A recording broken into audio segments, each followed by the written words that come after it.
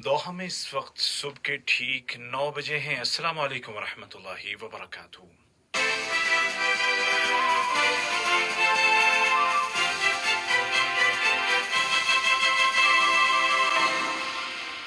ये Urdu radio Qatar है। अब आप उबैद ताहिर से आज का पहला नशरिया समात कीजिए। इब्तिदा में पेश खिदमत हैं इस वक्त की अहम सुर्खियाँ।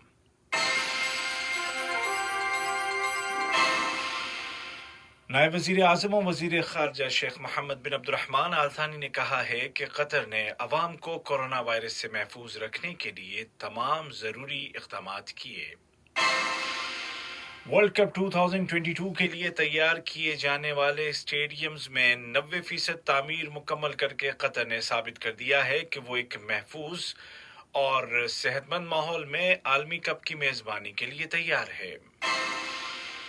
और मुल्क में कोविड-19 से रिकवर होने वाले मरीजों की तादाद 44,338 हो गई है।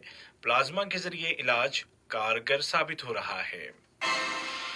और अब पेश खिदमत है आज का पहला मुफस्सल नशरिया।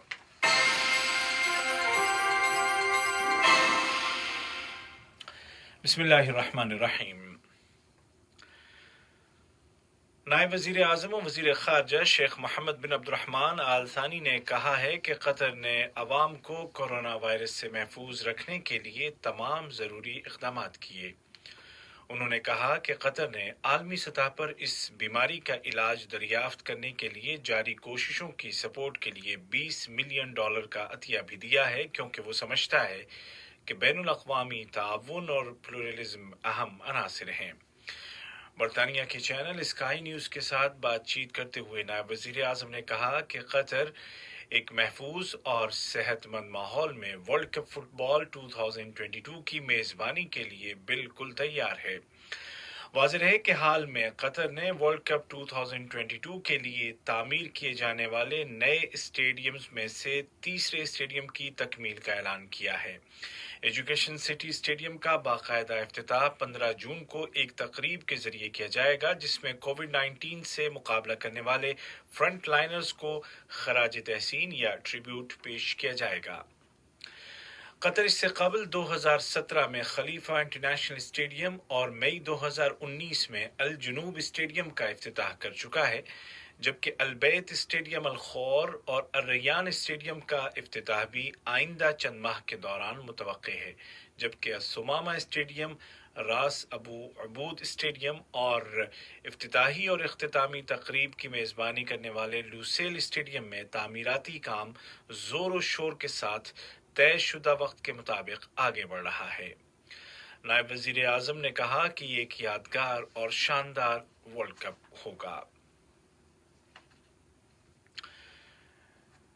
वज़ारत सेहत ने ऐलान किया है कि मुल्क में कोविड-19 के मज़ीद 1,811 मरीज सेहतयाब हो गए हैं और रिकवर होने वालों की कुल तादाद 44,338 हो गई है, जबकि कल 1,595 नए केस भी रजिस्टर किए गए।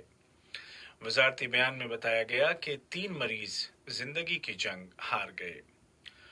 कोविड-19 को शिकस्त देकर सेहतयाब होने वाले मरीजों की तादाद में तेजी के साथ इजाफे से साफ जाहिर है कि मुल्क में हिफ्ज़ान सेहत या हेल्थ केयर का शानदार निज़ाम है। मुतादी अमराज या कम्युनिकेबल डिसीज़ सेंटर में मेडिकल डायरेक्टर डॉक्टर मुना अल मुसलमानी ने कतर टीवी के साथ बातचीत करते हुए कहा कि शदीद मर्ज वाले अफराद के इलाज में प्लाज्मा भी इस्तेमाल किया जा रहा है और अब तक 170 से ज़ायद मरीजों को प्लाज्मा दिया गया है और उनमें से आधी तादाद की सेहत में वाज़े बेहतरी आई और वो सेहतयाब हो गए। रिकवर होने वाले मरीजों की तादाद में इजाफा वायरस को कंट्रोल करने के हवाले से एक पॉजिटिव इशारा दे रहा है। आलमी सतह पर कोरोना वायरस के नतीजे में मरने वालों की तादाद 4 लाख से ज्यादा हो गई है, जबकि अब तक 70 लाख से ज्यादा अफराद इसका शिकार हो चुके हैं, जिनमें से तकरीबन 35 लाख रिकवर हो गए हैं। ताज़ा आदाद शुमार के मुताबिक सबसे ज़्यादा हलाकतें अमरीका में हुई, जो आलमी सतह पर होने वाली अमवात का 1/4 हैं, लेकिन जनूबी अमरीका के मुल्कों में حالیہ دنوں میں مرنے والوں کی تعداد تیزی کے ساتھ بڑھتی جا رہی ہے، بالخصوص برازیل میں مریضوں کی تعداد اور اموات دونوں میں بے پناہ اضافہ ہوا ہے۔ دوسری جانب اس بیماری کا علاج دریافت کرنے کی کوششیں بھی زور و شور کے ساتھ جاری ہیں اور کئی ملکوں میں کلینکل ٹیسٹ کیے جا رہے ہیں۔ جاپان نے ویکسین کی تیاری کے لیے ایک نئے منصوبے کا اعلان کیا ہے جس میں پہلے سے کم وقت لگے گا۔ ویکسین کی تیاری اور بیماری کے مقابلے کے لیے G20 میں شامل ملکوں نے $21 ارب خرچ کرنے کا عہد کیا ہے۔ امریکہ کی مختلف ریاستوں میں نسلی امتیاز کے خلاف لگاتار دوسرے ہفتے بھی مظاہرے ہو رہے ہیں۔ دارالحکومت واشنگٹن سمیت ملک کے دیگر شہروں کے علاوہ یورپ میں بھی لوگ سڑکوں پر ہیں۔ یہ مظاہرے جارج فلائیڈ نامی سیاہ فام امریکی کے پولیس کے ہاتھوں قتل کے بعد پھوٹ پڑے تھے۔ امریکی صدر ڈونلڈ ٹرمپ نے دارالحکومت واشنگٹن میں 10,000 فوجیوں کو تعینات کرنے کا حکم دیا تھا، لیکن وزیر دفاع اور چیف آف جوائنٹ اسٹاف نے صدر کی درخواست کو یہ کہہ کر رد کر دیا کہ یہ ملکی قانون کی خلاف ورزی ہے۔ امریکی صدر نے حکم نامہ یہ کہہ کر واپس لے لیا کہ اب صورتحال انڈر کنٹرول ہے۔ بظاہر لگ رہا ہے کہ وائٹ ہاؤس اور فوج کے درمیان حالات نارمل نہیں ہیں۔ ادھر امریکہ کے متعدد سابق وزرائے دفاع اور درجنوں سابق فوجی اہلکاروں نے ایک مشترکہ پیغام میں صدر ٹرمپ پر الزام لگایا ہے کہ انہوں نے مظاہرین کے مقابلے کے لیے فوجیوں کو سڑک پر اتارنے کا سوچ کر اپنے عہدے کے حلف اور آئین کے ساتھ غداری کی ہے۔ اس پیغام پر دستخط کرنے والوں میں سابق ڈیفنس منسٹر جیمز میتھیز بھی شامل ہیں۔ حالیہ سروے رپورٹس کے مطابق امریکی صدر کی عوامی مقبولیت میں کمی آ رہی ہے۔ یہ خبریں آپ اردو ریڈیو قطر سے سن رہے ہیں۔ نائب وزیر اعظم و وزیر خارجہ شیخ محمد بن عبد الرحمن آل ثانی نے اپنے ایک ٹی وی انٹرویو میں کہا ہے کہ قطر خلیجی بحران کا طویل المیعاد حل نکالنے کے لیے کھلے دل کے ساتھ بات چیت کے لیے تیار ہے، بشرطے کہ اس کی خود مختاری کا احترام کیا جائے اور عالمی قوانین کی خلاف ورزی نہ کی جائے۔ انہوں نے کہا کہ قطر کے محاصرے سے GCC کو نقصان پہنچا ہے اور یہ ادارہ تاحال اپاہج ہے۔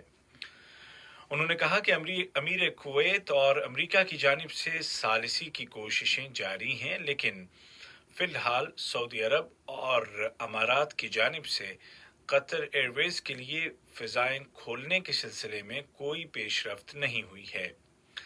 وزیر خارجہ نے کہا کہ کورونا وائرس کے متعلق ریاض میں خلیجی وزرائے صحت کے اجلاس میں شرکت کے لیے قطر کی وزیر صحت کو اس وقت اجازت دی گئی جب اجلاس ختم ہو چکا تھا، جس سے ظاہر ہوتا ہے کہ بحران کو سنجیدگی سے نہیں لیا جا رہا ہے۔ اور چین میں سائنس اور ٹیکنالوجی کے وزیر مسٹر وانگ شی گونگ نے کہا ہے کہ کووڈ-19 کے علاج کی ویکسین تیار ہو جانے کے بعد چین اس کو مفت میں پوری دنیا کے لیے پیش کر دے گا۔ آج کا پہلا نشریہ ختم ہونے سے قبل اس وقت کی اہم سرخیاں ایک مرتبہ پھر سن لیجیے۔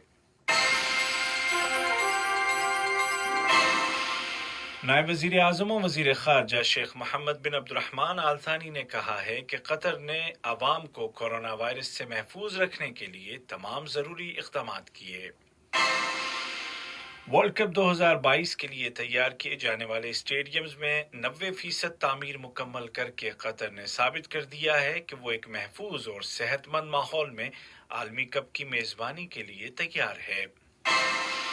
اور ملک میں کووڈ-19 سے ریکور ہونے والے مریضوں کی تعداد 44,338 ہو گئی ہے۔ پلازما کے ذریعے علاج کارگر ثابت ہو رہا ہے۔ اسی کے ساتھ اردو ریڈیو قطر سے آج کا پہلا نشریہ اپنے اختتام کو پہنچا۔ ہمارا دوسرا نیوز بلیٹن شام ٹھیک 7:30 بجے پیش